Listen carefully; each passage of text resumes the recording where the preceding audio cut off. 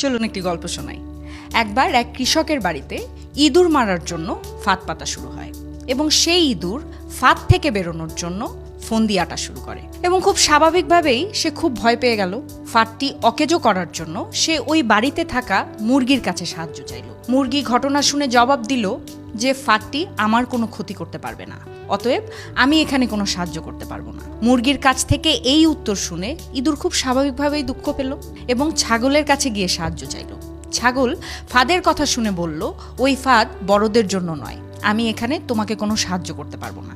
ইঁদুর ছাগলের কাছ থেকে সেম উত্তর শুনে দুঃখিত হয়ে গরুর কাছে গেল।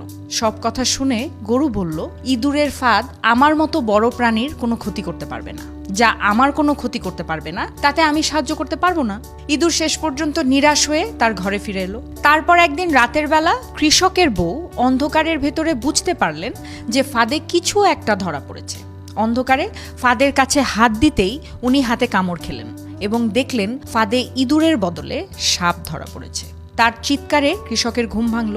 তাড়াতাড়ি ডাক্তার ডাকা হলো, চিকিৎসা শুরু হয়ে গেল, কিন্তু অবস্থা মোটেই ভালো না। ঔষধ হিসেবে ডাক্তার মুরগির স্যুপ খাওয়াতে বললেন।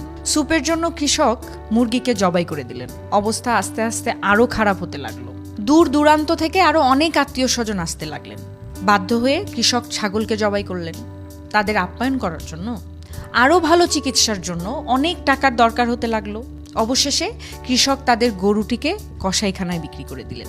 একসময় কৃষকের বউ সুস্থ হয়ে উঠলেন। আর এই সমস্ত ঘটনা ইঁদুর তার ছোট্ট ঘর থেকে পর্যবেক্ষণ করলো। আর এখন এই পুরো গল্প থেকে আমরা যে উপদেশটি পাই সেটা হলো, কেউ বিপদে সাহায্য চাইলে তাকে সাহায্য করা উচিত, হোক সে বিপদ আপনাকে স্পর্শ করুক বা না করুক। বিপদগ্রস্তকে সাহায্য করা মানুষের নৈতিক দায়িত্ব, আপনার আমার নৈতিক দায়িত্ব। কেউ যখন বিপদে পড়ে, খারাপ সময় পার করে, তার বিপদে খুশি বা উপহাস না করে তার পাশে গিয়ে দাঁড়ান।